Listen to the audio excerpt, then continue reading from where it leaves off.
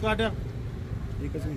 सुरुवातीला मला रात्री 2:45 वाजता पोलीस पाटलांचा फोन आला की असं आग लागली, जाऊन बघू. तर इथं आल्यानंतर मला अग्निशामक, पोलीस पाटील, पोलीस प्रशासन ह्या सगळ्या गोष्टी मी पाहिल्यानंतर आगीचा इतका उद्रेक होता की ते एका अग्निशामकानं झालं नाही. ते 2-3 अग्निशामक परत आपले ते पाण्याचे टँकर वगैरे आणून ते आग पहाटे 6 वाजता आटोक्यात आणण्यात आली.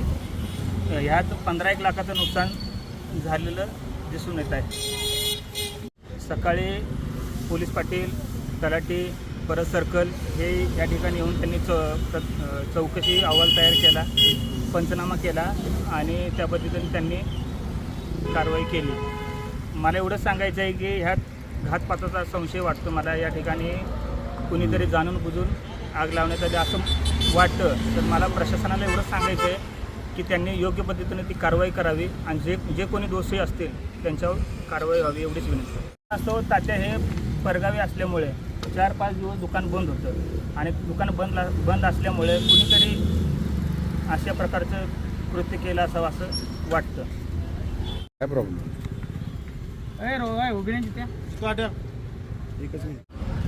आमचं दुकान हे 25 वर्षापासून आहे. पहिलं दुकान मुळाचौडा या ठिकाणी होतं. तिथून ह्या 4-5 वर्ष झाले असेल या ठिकाणी शिफ्ट झालं. आत्तापर्यंत अशा प्रकारची घटना कधीच झाली नाही भंगाराच्या दुकानात. हे तात्या बाहेर गेल्यानंतर अशा प्रकारचं कृत्य केलं असावं आणि असं मला 100% पाटील वाटतं की हे कोणीतरी कृत्य केलेलं आहे. गेली 25 ते 30 वर्ष भोपाल गाडगे यांचा स्क्रॅपचा व्यवसाय सैदापूरमध्ये आहे. 25-30 वर्षामध्ये कधीही अशा पद्धतीची घटना कधीच घडलेली नव्हती आणि भोपाल गाडगे यांच्या इथे बरेचसे गोरगरीब लोक स्क्रॅप गोळा करून त्यांच्या इथे जमा करत होते. भोपाल गाडगे यांचा होलसेलचा व्यवसाय होता. त्याचा कधी कोणाला त्रासही नव्हता आणि बऱ्यापैकी अशा पद्धतीचं कधीच घटना घडलेली नव्हती आणि त्यांचं यात फार मोठं नुकसान झालेलं आहे.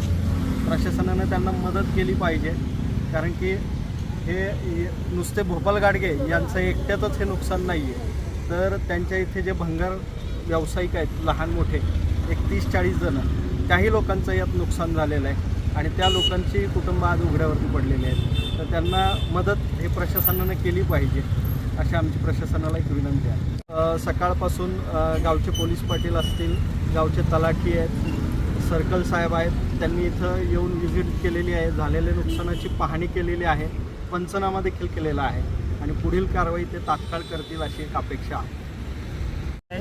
सुदर्शन काटकर साहेब व घोरपडे या साहेबांनी या ठिकाणी येऊन आग आटोक्यात आणण्यात त्यांनी खूप प्रयत्न केले आणि त्यांनी आग आटोक्यात आणली.